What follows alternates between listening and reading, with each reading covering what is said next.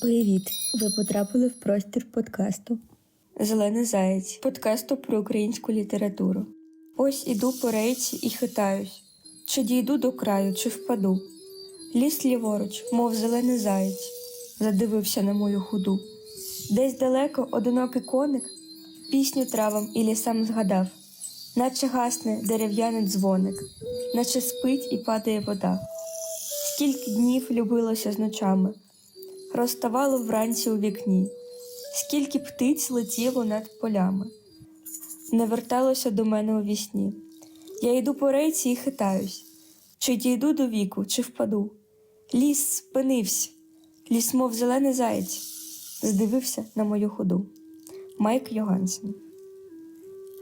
Цей подкаст придумали та записують, монтують також громадська організація «Трубадури», яка досліджує та практикує міждисциплінарні речі в мистецтві. Мене звати Ксюша, я буду тут ведучою або не ведучою, просто учасницею, яка чомусь є в кожному випуску. Сьогодні ми поговоримо з Юлією Костарєвою. Розкажи трошки, хто ти, представся. Мене звати Юлія Костарєва. Я художниця, кураторка, співорганізаторка платформи міждисциплінарних практик «Відкритий простір» Open Place. Мене цікавлять партисипативні практики мистецтва, співпраця з людьми і розвиток сенсів.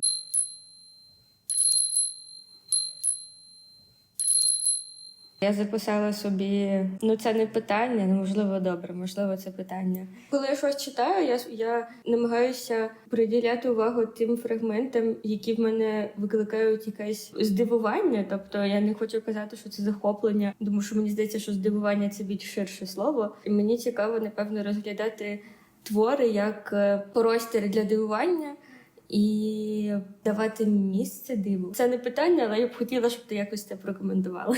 У мене якийсь підход до тексту. Мені скоріше цікаво, бо в тексті важливо, не цікаво, а важливо в тексті, щоб якось емоція якось зі мною ввійшла в якусь взаємодію. Тобто взаємодія емоцій для мене здається важливо. Не знаю, чи це можна сказати, що це емпатія, щоб я відчула зв'язок, так? Але я думаю, що мені важливо, що я якась дотичність до себе або через якусь емоцію, яка мені близька, або через підхід. Я не знаю, як насправді вибудовується зв'язок тексту з людиною, яка читає. Так? Це цікаве питання, я ніколи про це не думала насправді. Але думаємо про те, що всі, хто пишуть, вони мають персонально з своїми текстами якусь реляцію, так? Співвідношення з своїми текстами. Але як відбувається це співвіднесіння людини, яка читає з текстом, це питання. Ти говориш про здивування, да?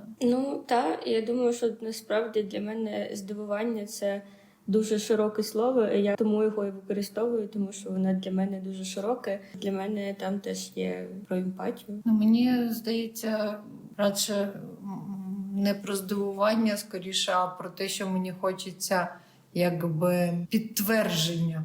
Знайти в тексті підтвердження. Підтвердження чого? Своїх відчуттів або свого сприйняття світу, щось таке. Тобто, скоріше, я шукаю в тексті союзника для того, щоб підтвердити щось, якусь теорію або гіпотезу. Для мене зв'язок з текстом часто вибудовується через ком'юніті. Тобто, мені здається, що я в цілому стала цікавитись читанням і подумала, що це щось не нудне і не шкільне. Класі в 11-му, коли в мене з'явився вчитель, який питав нас, що ми думаємо про текст, і якось допомагав нам, розкручував розмови. І я подумала, що насправді для мене текст – це часто про ком'юніті і про те, щоб було з ким їх обговорити. І тоді вони для мене починають якось мати зі мною зв'язок і взагалі якось жити. Тому мені важливо їх обговорювати. Саме тому подкаст. Я думаю, що для мене читання це вже якесь обговорення з собою. Обговорення з собою? Так. Ну, особливо, якщо ми говоримо про різну літературу, правда ж? Ну, текст це ж не обов'язково література, ну, художня література. Якісь тексти, я думаю, що я читаю для того, щоб обговорити. Або для того, щоб, знову ж таки, дізнатися щось, щоб потім можна було обговорити. От чому насправді цікавий цей феномен текстів, які в соціальних мережах знаходять? Бо якщо ти хочеш почитати, тобі треба взяти книжку, ти вже робиш якийсь вибір, правильно? Коли ти береш книжку, ти робиш вибір. Коли ти зустрічаєш текст в Фейсбуці, ти якби не робиш вибору. Ну, тобто, можливо, ця людина є або серед твоїх друзів, або вона, якби ти її фоловиш, але насправді, якби це трапляється тобі серед чогось іншого, так, інформації. Ну і виходить, що це не те, що там ти виділив час для читання чогось, або вибрав, що тобі читати. Просто зустрічаєш щось посеред іншого, і якби ти його читаєш і вибудовуєш якісь зв'язки з тим, що ти читаєш. Угу. Тому ми говорили про те, що ти читаєш для того, щоб обговорити це потім. Я би сказала, я би назвала своє читання літератури не те, щоб безцільним, таким якимось Процесуальним? Ну так, щось, що трапляється поміж іншого. Да? Це не дійство, для якого вибираєш там час або ще щось. І взагалі в мене досить давно не було досвіду такого свідомого читання художньої літератури, коли би я взяла книжку і, не знаю, в бібліотеці або купила би, або там взяла би на поличці і читала би художню літературу, виділила би собі час на це. Мої читання – це такі читання поміж іншим. Угу.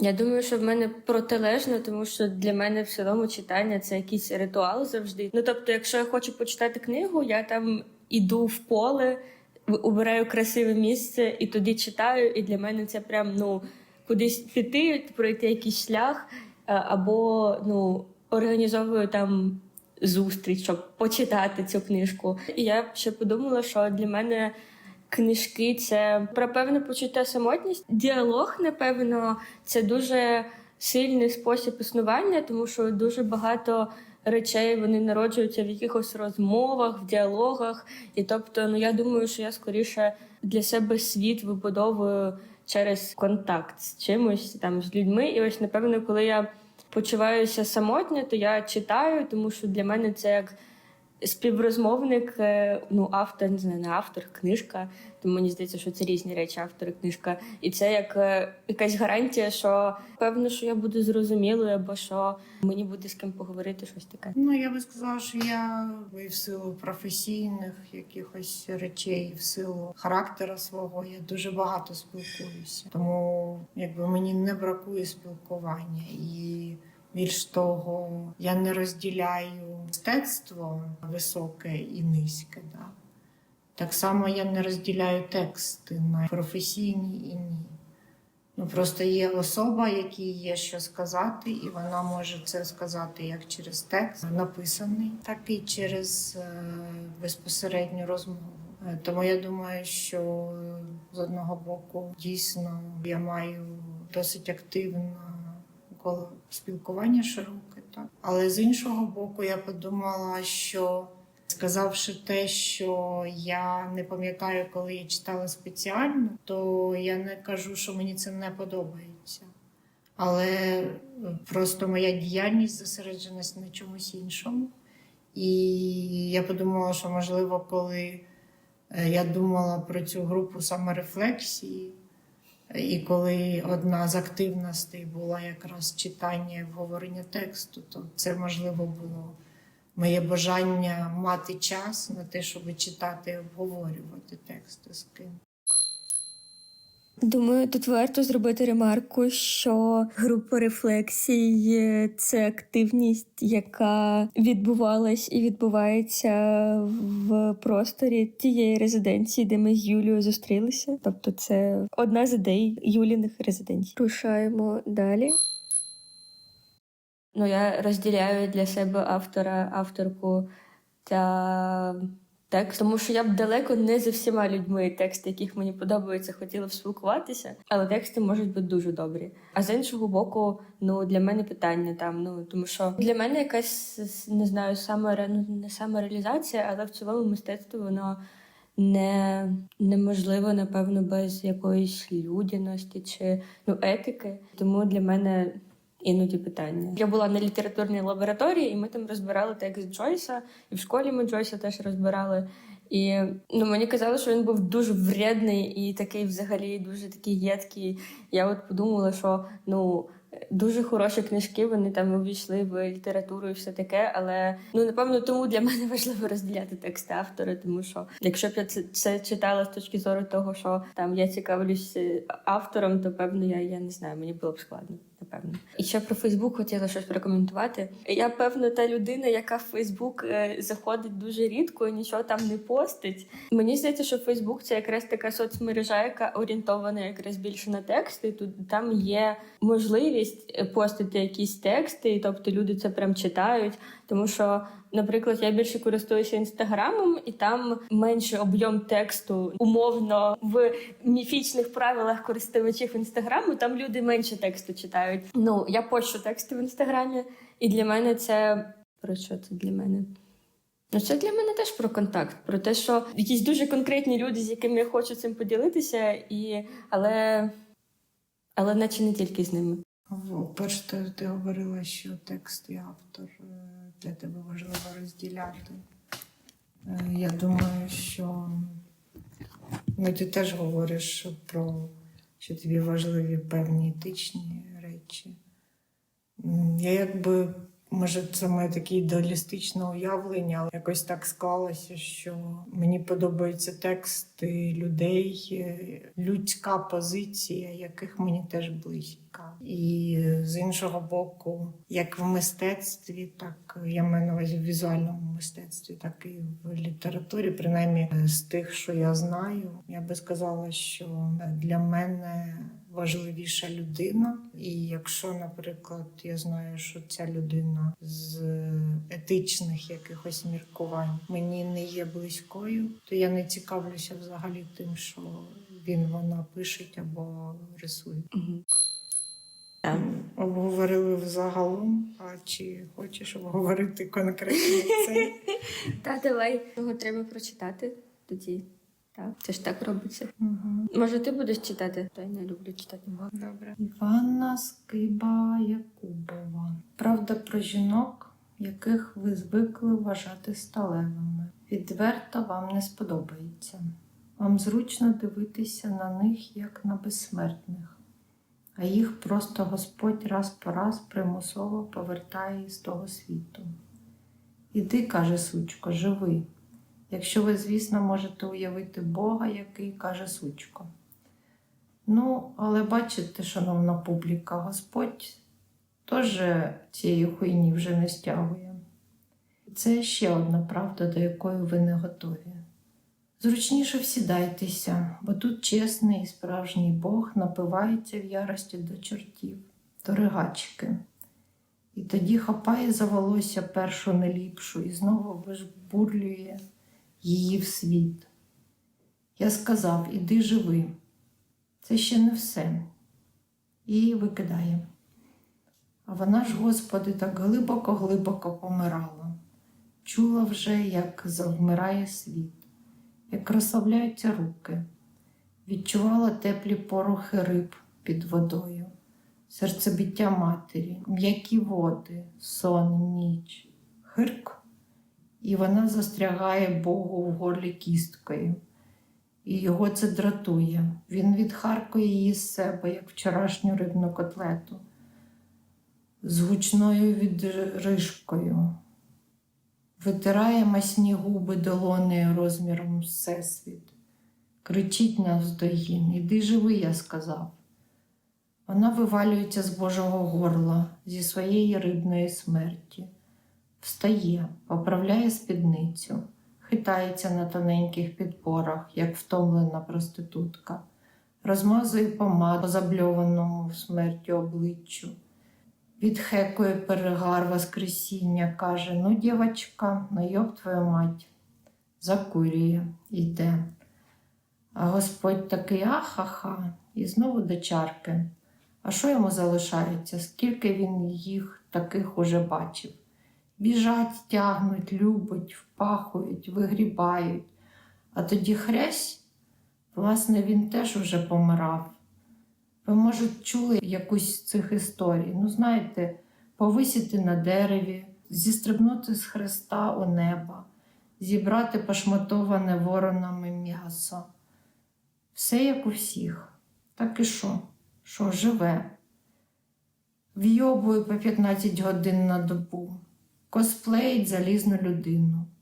Дідує потроху, робить вигляд, що мудро. А тоді знову обйобується на чомусь і знову помирає. І знову назад.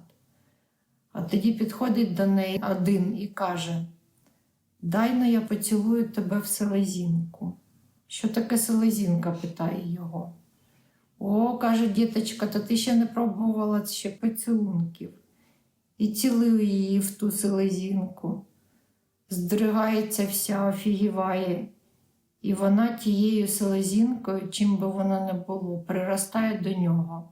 А він стає і йде з пляжу геть. А вона починає бігти. Від Бога, від смерті, від того, що зараз вона знову помре, а він її знову виплюне, знову примусить жити, а в неї поцілована селезінка, а в неї вени гриміли так, після чого вже цілуй, не цілуй. Все не те, і не встанеш, не розправиш спідницю, не обтрухнеш пил.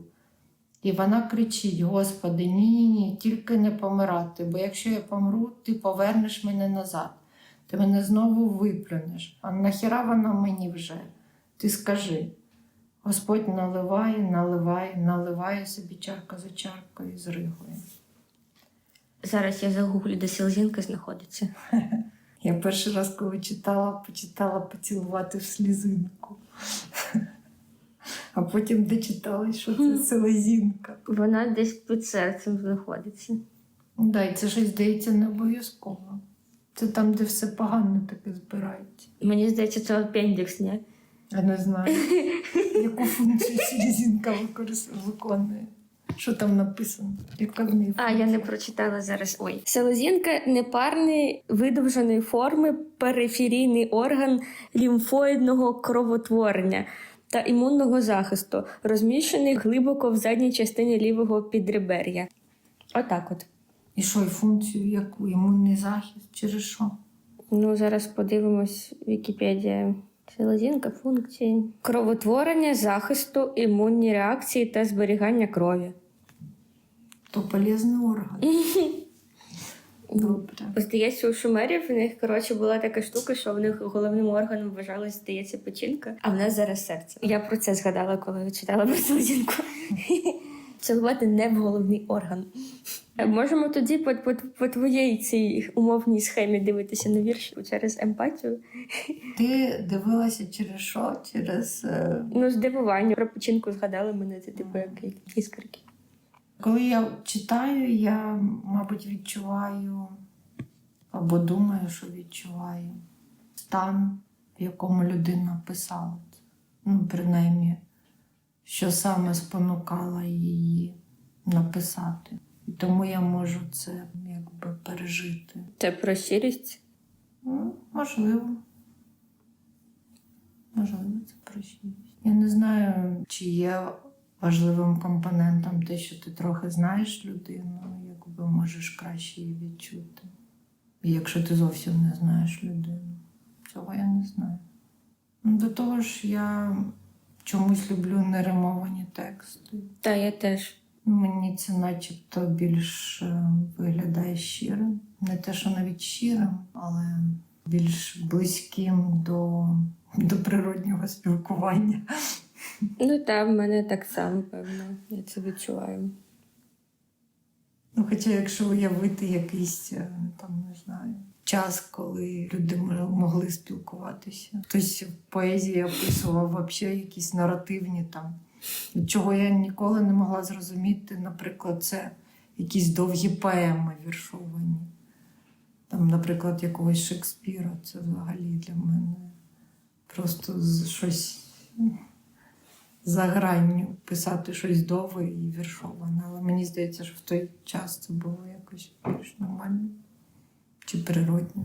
І ще мені, знаєш, цікаво просто теж спитати в тебе, наприклад, чого ти очікуєш, обговорюючи тексти не з літературоведами або там лінгвістами? Це теж інший рівень дискусії, коли ти обговорюєш тексти з тими, хто, умовно кажучи, відповідає за тексти. Ну, мені, напевно, перше, що приходить в голову, то це слово розширення, але саме цього розширення треба подумати. Я не можу сказати, що я чогось прямо конкретного очікую, тому що це для мене тоді питання про результат. А для мене, скоріше, мені дуже подобається процес. В мене немає якогось конкретного, до чого я хочу прийти. Ну, по-перше, я думаю, що мистецтво і там тексти – це проявлення досвіду, і я не думаю, що тексти варто обговорювати тільки з літературоведами, тому що у всіх людей є досвід, всі люди щось думали, щось цікаве може кожна людина додати, побачити. Напевно, мені цікаво це обговорювати з людьми, тому що люди можуть побачити те, що я не побачу, і таким чином збагатити сам текст. Це як ходити з фонариком, з ліхтариком і підсвічувати якісь детальки, щось таке. Ну, я ще Давай.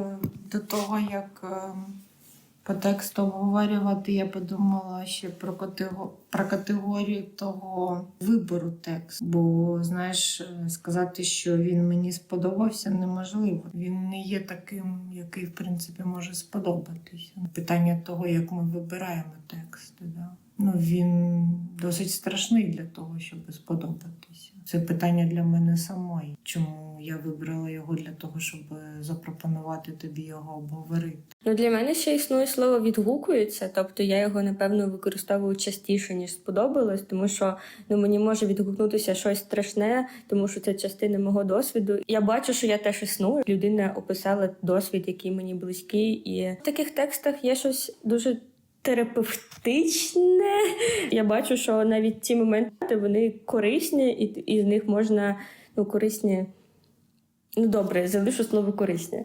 Ну, в мене інші відносини з текстом. Я сама ніколи не використовувала текст як засіб терапії. Я скоріше використовую текст як засіб пізнання або аналізу чогось. Бо якщо я хочу щось зрозуміти або проаналізувати, тоді я намагаюся писати текст або запам'ятати щось. І тому ось в мене питання, да? Тобто, як терапевтичний медіум, він для мене не працює. Ти саме про цей текст?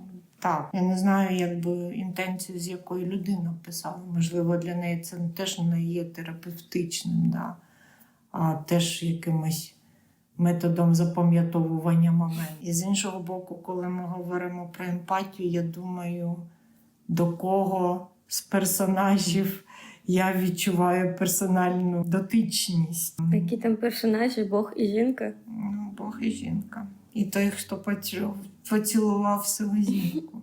Мені здавалося, що це Бог цілував. Ні. Не Бог? Ні. Вона когось там зустріла. Це я так зрозуміла. Я була так впевнена, що Бог цілував. Бачиш, що тоді підходить до неї один і каже. В моєму всесвіті існує тільки Бог. Я думаю, що для мене це хтось інший, хтось третій. Ну і теж складно сказати, що я прямо так асоціюю себе з кимось з цих персонажів. Ну, скоріше, з жінкою, звичайно, але я не можу сказати або не дозволяю собі думати, що я була в такій ситуації, да? Аж настільки, скажімо так.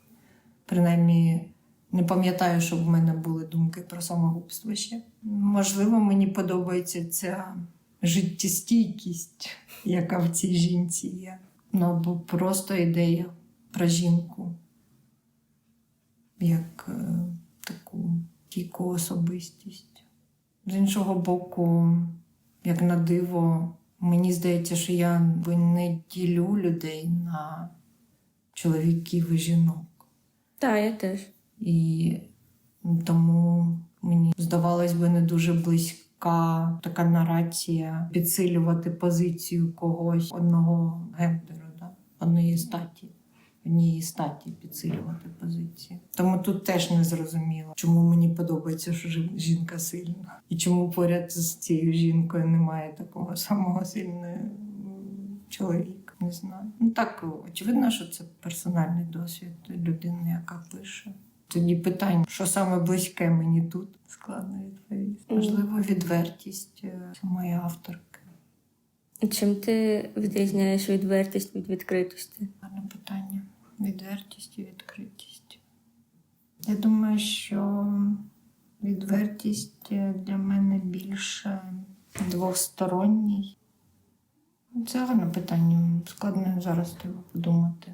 Бо коли я говорю відверті, я думаю, що це людина, яка себе не обманює. А відкритий – це просто людина, яка стоїть в позиції відкритості до світу, але її власна позиція не дуже зрозуміла. Ну, тобто вона може бути як відвертою, так і невідвертою, будучи відкритою. Угу. Я просто дивлюсь на листочок Монстери і типу, ви з ним так схожі. Я? Так. На листі Монстери? Ось тебе волосся отак от, і як в нього ці штучки. Боже мой, я схожа на листочок Монстери. Хоча Монстера – це, якщо говорити про садівництво, це просто мій такий один з негативних досвідів. Бо рослини любиш, коли вони вибагливі, що ти треба там їх ростити, а монстера вона попросту росте сама. І, знаєш, вона настільки росте, що ти вже типа хвати рости. Вона все росте. І це якась больнична квітка, насправді. З точки зору України, тому що тільки лікарні мають такі великі простори. Ну, або якісь публічні заклади. Вдома складно знайти місце для такої рослини. У мене у бабусі росла монстера. Півхати займала. Так. Я згадала якраз, що треба сусідці написати, щоб вона мої квіточки полила. Чи ти хочеш ще щось обговорити? Ну, мені просто не здається, що цей вірш, ну я його так відчула для себе, що це не вірш про сильну людину, це про втомлену людину. Бо ні, людина сильна, але для мене саме ось цей якийсь момент фіксації вірша, це момент втоми. І для мене, напевно, образ сили – це більше щось більш гнучке, ніж сталева людина. Тобто, якщо б я обирала слово, яким би я описала сильну людину, я би обирала скоріше або рослину якраз, або воду. Ну, тобто, щось таке, що воно може бути гнучким. Це як сталь, це радше про те, що цей вірш, він якийсь дуже на межі для мене, що, типу, я більше не можу. І я його саме так читала. І мене, насправді, дуже вразило якесь легке відношення до того, що я народився. Ну, типу, там Бог, який ти помираєш, він тобі знов народжує. Я просто до якихось таких ритуалів умовно ставлюся, так дуже вставляю штучки, оці штучки, треба оце, а тут людина просто така раз-два. І мене це дуже вразило, що це щось таке дуже неочікуване, легке. Вірш на межі, і він дуже однокольорове, напевно, для мене. Ну, не вигорання, але скоріше, знаєш, відчай і надія в одному понятті. Якби для мене теж, коли я говорю про сильну, то я скоріше говорю про можливість відроджуватися, про цю особливість, не про сталевість. І мені здається, що тут теж, якщо вірш починається з того, що ви звикли називати їх сталевими, а у них якісь інші якості. Саме ось можливість життєстойкості і саме цієї легкості відновлення. Тобто це теж більше про рослину. Угу. Ще в мене було питання спостереження. Мені сподобався момент там, де їй Бог каже сучку, а потім ця авторка каже: ну, звісно, якщо ви можете уявити такого Бога. Ось мені дуже подобається, коли люди в текстах як передбачають реакцію того, хто читає. І для мене це якийсь зазвичай дуже прикольний момент, тому що я відчуваю, що про мене подумали, і наче текст він саме зі мною взаємодіє. Ось це мені сподобалось. І ще... Ну, це може банальне питання. Я звернула увагу, що так з матами. Що ці мати для тебе тут? Як саме вони для тебе відчуваються? Тому що в мене різні відносини були з тим, як саме писати, і типу наскільки грубо, наскільки ніжно. Можливо, в мене були вчителі, які звикли виражатися більш грубо, і мені здавалося, що це якась... в якийсь момент для мене мати це або просто якісь дуже грубі образи, вони перестали для мене бути грубими або матами, вони стали просто як образність, якою я користуюся. І потім я переїхала до Львова, у мене з'явилося ком'юніті, яке спілкується такою дуже-дуже ніжною мовою там про квіточки, про рослиночки, про ніжність. І я перечитую тексти зі свого харківського періоду, і вони для мене дуже кричащі, дуже надрівні. І зараз якраз більше йду в якусь тишу, і вона, мені здається, прям сильною. Мені цікаво, як ти це тут відчуваєш. Якщо говорити загально, то мені мати видаються не обов'язковими в текстах. Але конкретно тут, що поробиш, якщо Бог так виражається. Тобто в мене немає сумніву насправді, що він саме так і говорить. А з іншого боку, вже наступний мат, де там щось про хуйню було, то мені здається, для мене він вже не був обов'язковим, коли вона якби від себе говорить уже, що там Бог не стягує цієї хуйні вже теж. Але з іншого боку, мені чомусь те, що ти сказала до цього, якби діалог з читачами нагадав Енеїду Котляревського. Там це перше, якось я так сприйняла цей текст ще, коли читала його, коли, в принципі, напряму в літературі з читачем ніхто не спілкувався. А там, я вже не пам'ятаю докладно, і давно її читала, але чомусь в мене було таке враження, що до мене звертаються як до читачки, Котляревський в Енеїді. І там теж бої такі, прості собі люди. Тому мені чомусь воно перегукнулося в якийсь момент. І тому якраз це я так не відчула близько. Просто як ремарку якусь, але не як звернення до себе. Тому так, я не вважаю мати ні добрими, ні поганими. Вважаю, що інколи без них не можна, а інколи можна і без них. Моє питання не було про те, що вони добрі чи погані. Я ж кажу, що вони не є обов'язковими. Я ще подумала, що виходить, що тут не 3 персонажі, а 4. Жінка, або людина, отой, хто цілує в селезен, Бог і читач. Так. Це кінець розмови. Пока. Ще будуть розмови. Пим-пим.